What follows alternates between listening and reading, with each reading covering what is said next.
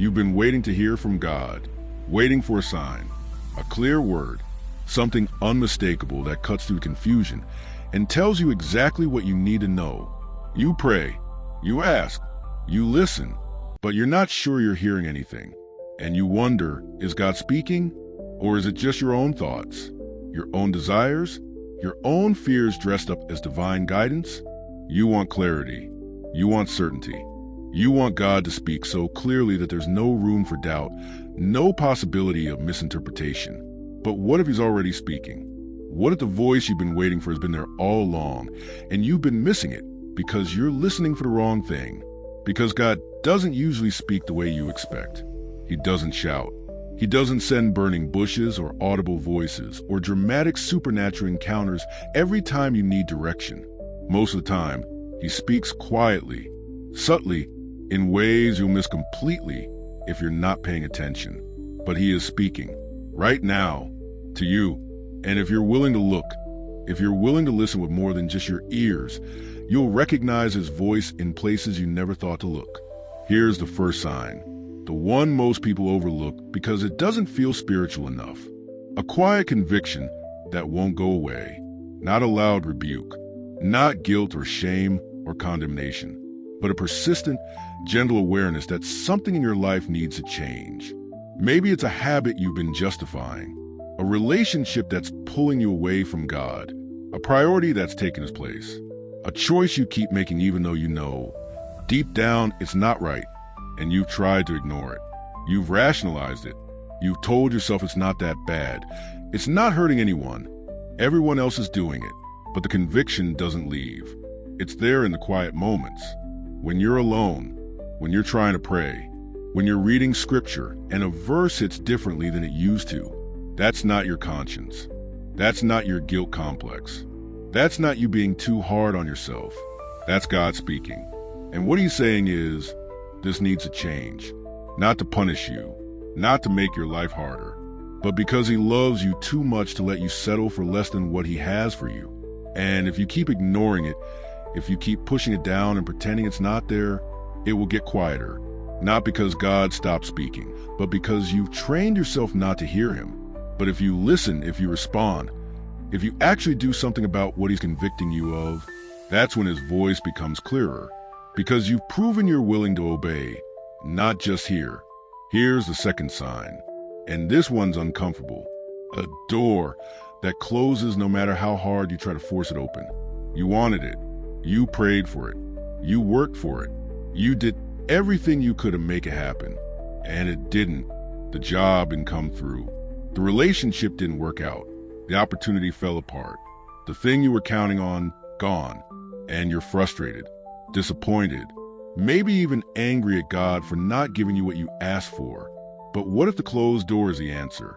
What if God is speaking through the very thing you think is his silence? Because sometimes God, no, is the kindest thing he can say. Sometimes he closes a door not to punish you, but to protect you from something you can't see yet.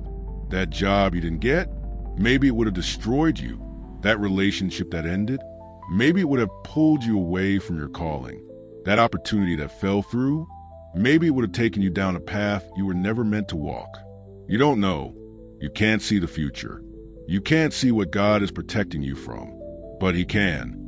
And when he closes a door, when he blocks a path, when he redirects you away from something you wanted, he's speaking. And what he's saying is, not this, not now. I have something better. And you can either fight it, spend your energy trying to pry that door back open, resenting God for not giving you what you wanted, or you can trust it. Trust that the God who sees the end from beginning knows what he's doing, that he's guiding you, even when it feels like he's denying you. That's his voice, in the closed door, and it's just as clear as any open one. The third sign, and this one you probably felt but dismissed, a restlessness you can't shake, not anxiety, not discontent with your circumstances, but a deep, persistent sense that there's more, that you're not where you're supposed to be, that something needs to shift. Maybe it's in your spiritual life. You've been going through the motions, but something feels hollow, and you can't settle into it anymore. You can't pretend it's enough. Maybe it's in your calling. You've been doing the same thing for years, and it used to feel right, but now it feels off, like you've outgrown it, like God is calling you to something else.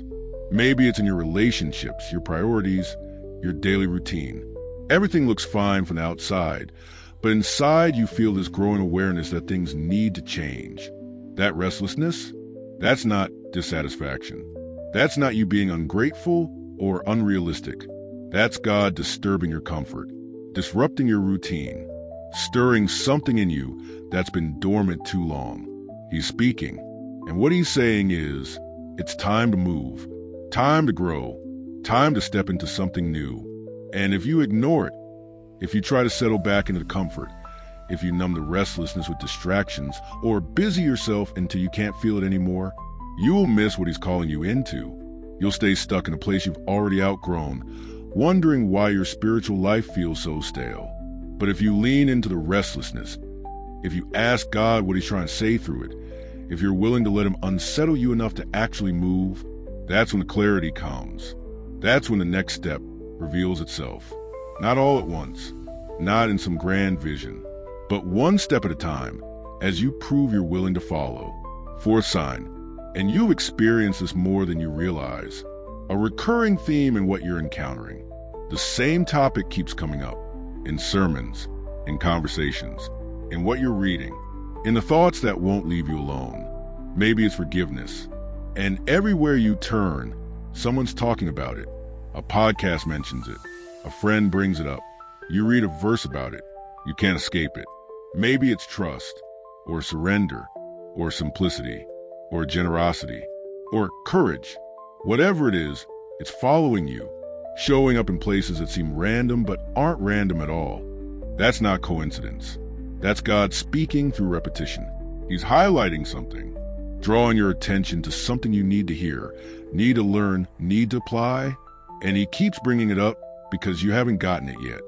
You've heard it, but you haven't really listened. You've acknowledged it, but you haven't acted on it. So he keeps circling back, gently, persistently, through different voices and different contexts, but with the same message. And eventually, if you're paying attention, you stop dismissing it as coincidence and start recognizing it for what it is. God speaking, not once, over and over, until you finally hear him. Fifth sign. This one's harder to recognize because it feels too ordinary. A sudden clarity about what you need to do next. Not about your whole future. Not about the next 5 years. Just about the next right step. You've been confused, uncertain, stuck, and then out of nowhere you just know. You know you need to have that difficult conversation. You know you need to let go of that thing you've been holding on to. You know you need to start something, stop something, reach out to someone, make amends with someone. You don't know how it's all going to turn out. You don't have the whole plan, but you know what you need to do right now. That clarity, that's not just you figuring it out. That's God giving you wisdom, insight, direction for the immediate next step. And here's the test. It won't be easy. It won't be comfortable. It will require courage, humility, trust. If it's easy and comfortable and requires nothing from you, it's probably not from God. It's probably just what you wanted to do anyway. But if it's hard, if it stretches you, if it requires you to trust him with an outcome you can't control, that's probably him. Speaking, directing, calling you to obedience before understanding. And the clarity won't last forever. It's given for a moment, for a decision, for a step. If you wait too long, if you overthink it, if you demand more information before you move, the clarity fades. And you're left wondering if you really heard anything at all. But if you act on it, if you take the step while the clarity is still there, the next step becomes clear. Not before, after. That's how God leads. One step at a time. And each step requires trust. Sixth sign. And this one you've probably been dismissing as wishful thinking. A peace that doesn't match your circumstances. Everything's falling apart. Or at least, everything's uncertain. There's no logical reason you should feel okay about any of this. But you do. Not denial. Not avoidance. Not pretending the problem isn't real. But a deep, unexplainable peace that settles over you when you stop trying to control everything and just trust. You prayed about it. You gave it to God. And now, even though nothing's resolved, even though you don't have answers, even though the situation is still difficult, you're okay. You're resting. You're not consumed by anxiety. That peace, that's not you being naive. That's not you ignoring reality. That's God speaking. And what he's saying is, I've got this. You don't need to carry it. I'm working even when you can't see it. That peace is a sign that you're in alignment with him, that you're trusting instead of striving, that you release control instead of clutching it tighter. And when you feel that peace, even in the middle of chaos, you know you're where you're supposed to be, doing what you're supposed to do, trusting the way you're supposed to trust. That's his voice, not in words, in peace. And finally, the seventh sign, the one that confirms all the others, a growing hunger for more of God, not more blessings, not more answers, not more of what he can do for you, just more of him. You find yourself wanting to pray, not because you need something, but because you want to be near him. You find yourself drawn to scripture, not to find a verse that solves your problem, but because you're hungry to hear his voice. You find yourself thinking about him throughout the day, not out of obligation, out of desire. That hunger, you didn't manufacture that. You didn't work that up on your own. God put it there. He awakened it. He's drawing you closer. And the hunger is evidence that he's speaking to your heart in ways deeper than words. Because when God speaks, he doesn't just give information. He draws you into relationship, into intimacy, into a deeper awareness of his presence. And that hunger, that desire for more of him, that's the clearest sign of all that he's working in you. Not because you're doing everything right, but because he's pursuing you, speaking to you, calling you deeper. So here's the question, not whether God is speaking. He is. The question is, are you listening? Really listening? Not just waiting for the dramatic sign or the audible voice or the unmistakable miracle, but paying attention to the quiet conviction, the closed door, the restlessness, the recurring theme, the sudden clarity, the unexplainable peace, the growing hunger, because that's where his voice is, in the ordinary, in the subtle, in the everyday moments you've been dismissing as coincidence or emotion or your own thoughts. God is speaking, right now, not later, not eventually, right now. And if you're willing to listen, really listen, you'll hear him, not with your ears, with your spirit.